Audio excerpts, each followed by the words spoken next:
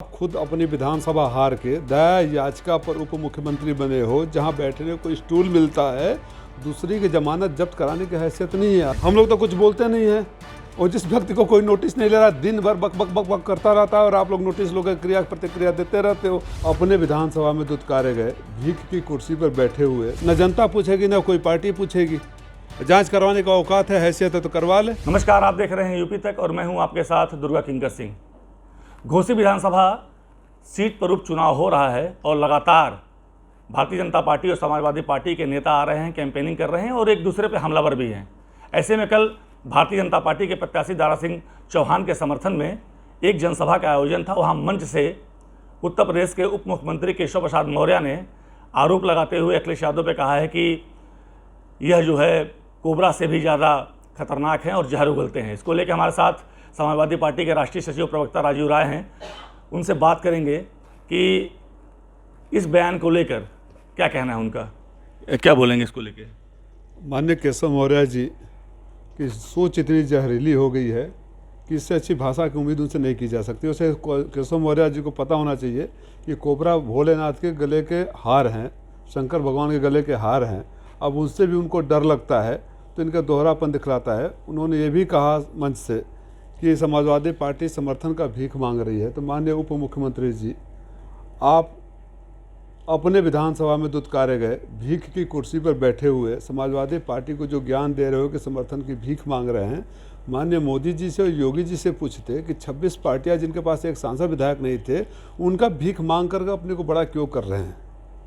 तो ये अगर हिम्मत होती तो अपनी पार्टी में पूछते। और अगर केशव मौर्य जहरीले बयान नहीं देंगे तो उनको कोई नोटिस नहीं लेगा। उनकी दुकान सिर्फ इस बात पर चल रही है कि अखिलेश जी के बारे में सुबह दोपहर शाम बोलते रहें। इसके अलावा किसी अन्य बात के लिए आप उनको दिखाते हैं। अगर नहीं बोलेंगे तो दिखना भी बंद हो जाएगा।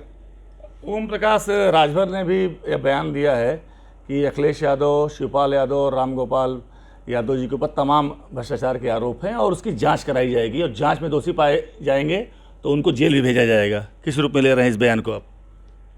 इनकी भी दुकान, जिन 3 शख्सियतों का नाम लिया, अगर नहीं लेंगे नाम तो इनको आप नहीं दिखाएंगे। अगर इनकी हैसियत है तो जांच करवा ले, जेल भेज दें। पहले तो जिस चीज़ के लिए आए, इनकी दुकान यहाँ घोसी में बंद हो रही है। आप ज्वाइन करके आए, 1 हफ्ते में मंत्री बन रहे थे, आप लोगों से बोल रहे थे। अब घोसी विधानसभा का उपचुनाव हो गया, इसके बाद बनेंगे, यहाँ इनकी दुकान बंद हो जाएगी। ये जाँच क्या करवाएंगे? ये भागते भागते फिरेंगे, वहाँ से भी दुत्कारे जाएंगे, बीजेपी से भी। न जनता पूछेगी न कोई पार्टी पूछेगी। जांच करवाने का औकात है, हैसियत है तो करवा ले। कल तो प्रोफेसर साहब ने बोला ना। चलो, इससे कमज़ोर सरकार क्या हो सकती है कि इतनी बात है। 6 साल से सरकार है, 9 साल से केंद्र में है और आपकी हिम्मत नहीं हुई कुछ करने के लिए।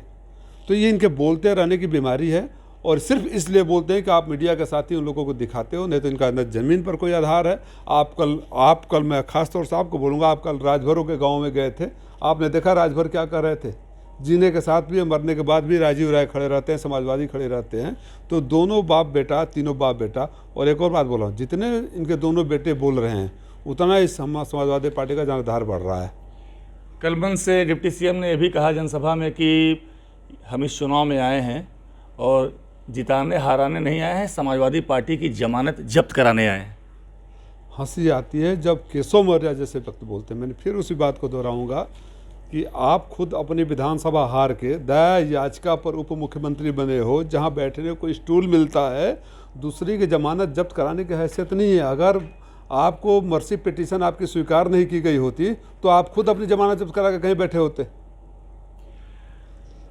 भाजपा के राष्ट्रीय महासचिव और प्रवक्ता अरुण राजभर ने बड़ा आरोप लगाते हुए कहा कि प्रोफेसर राम गोपाल यादव उत्तर प्रदेश के सबसे बड़े भूमाफिया हैं। अब क्या आप चाहते हैं कि मैं ऐसे जिनके कोई न हैसियत है, न कोई संस्कार है, न सल्तन, इनके लोगों को प्रतिक्रिया दूं? मैंने बोला ना, ये दोनों बच्चे जितने ज़्यादा बोल रहे हैं उतने हमारा जनाधार बढ़ता जा रहा है। अब ऐसे लोगों के बारे में मैं प्रतिक्रिया दूं? अभी उनकी हैसियत तो होनी चाहिए कि उनकी बातों को मैं प्रतिक्रिया दूं। कहा है कि ओम प्रकाश ने कि रामगोपाल यादव को अब जो है राजभर बस्ती में जाना पड़ रहा है। इससे हम मालूम हो रहा है कि उनकी बौखलाहट। और माननीय प्रोफेसर साहब राजभर बस्तियों में दिखाने जा रहे हैं कि तुम्हारे पैर के नीचे ज़मीन नहीं है, जिसके बूते तुम अपनी दुकान चला रहे हो, वो भी समाजवादी पार्टी और साइकिल की बात कर रहे हैं। ये आरोप प्रत्यारोप जो चल रहा है, इसको क्या माना जाए? ये किस रूप में इसको आप देखते हैं? हम लोग तो कुछ बोलते नहीं हैं, और जिस व्यक्ति को कोई नोटिस नहीं ले रहा, दिन भर बक बक बक बक करता रहता है और आप लोग नोटिस लोग क्रिया प्रतिक्रिया देते रहते हो। अगर वो बोलना बंद कर दे, अब तो हम सोच रहे हैं कि हम ही उसके बारे में जवाब देना बंद कर दें, फिर कोई नोटिस नहीं लेगा। तो यानी कि ये जो बयान दिया जा रहा है, ये जानबूझ के दिया जा रहा है कि मीडिया में। मैंने बताया, जिसके पास न जनता है, न जनाधार है, न सोच है, न नियत है, न राजनीतिक विचारधारा है, वो आदमी सिर्फ ये बोलता है। आप बोलने की क्या बात कर रहे हो? मैंने बोला ना, 22 में अगर मैं योगी और मोदी को गुजरात नहीं भेज दिया तो अपने माँ बाप का औलाद नहीं। 23 में अखिलेश यादव जी को सफाई नहीं भेज दिया तो अपने माँ बाप का औलाद नहीं। अब ऐसे व्यक्ति जो अपने माँ बाप पर भी बार बार सवाल उठाता है, माँ बाप तो हमारे भी माँ बाप है ना, वो उनके माँ बाप मेरे लिए भी पूजनीय हैं।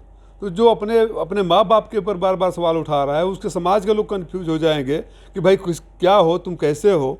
तो उस व्यक्ति के बारे में आप क्यों इतनी गंभीरता से उनकी टिप्पणियों को लेते हैं? उनकी टिप्पणियों से सुनकर हंसी आती है। 50,000 वोटों से भारतीय जनता पार्टी चुनाव जीत रही है। कहा है कि ओम प्रकाश ने कि हम तीनों लोग मिल गए हैं, राजभर, चौहान और निषाद, और ऐसे में जो है जैसे पोखरी को हिड़ा जाता है और मछली मुँह बा देती है। तो सपा की तरफ इशारा था कि इस चुनाव में हम लोग ऐसा हिड़ रहे हैं कि समाजवादी पार्टी सपा मुँह बादी है, मतलब भोजपुरी में उन्होंने कहा। क्या कहेंगे इस बयान को लेके? ये चुनाव के बाद तीनों मुँह बाए फिरते रहेंगे, मुँह बाकर फिरते रहेंगे। तीनों एक साथ हो गए, तीनों सौदागरों को जनता तीनों एक साथ है और जनता हमारे साथ है। तो ये थे हमारे साथ समाजवादी पार्टी के राष्ट्रीय सचिव राजीव राय जी, जिन्होंने हमसे बातचीत करी और तमाम जो उप मुख्यमंत्री केशव प्रसाद मौर्य का बयान रहा और लगातार ओम प्रकाश राजभर भी बयान दे रहे हैं, उनके पार्टी के प्रवक्ता और उनके बेटे अरुण राजभर भी लगातार हमलावर हो रहे हैं। तो राजीव राय का कहना है कि ये लोग बौखला गए हैं, इनके पास कोई जनाधार नहीं है, कोई मुद्दा नहीं है, जानबूझकर यह मीडिया में बने रहने के लिए इस तरह का उलझुल बयान दे रहे हैं। अब बयानबाजियों का दौर जारी है और लगातार नेता आ रहे हैं दोनों पार्टियों के। तो आने वाले समय में यह देखना होगा कि इन बयानबाजियों को लेकर भी क्या कुछ चुनावी समीकरण में असर पड़ता है या सिर्फ अपनी लोकप्रियता के लिए ही नेता यह बयान दे रहे हैं। दुर्गा किंकर सिंह, मऊ, यूपी तक।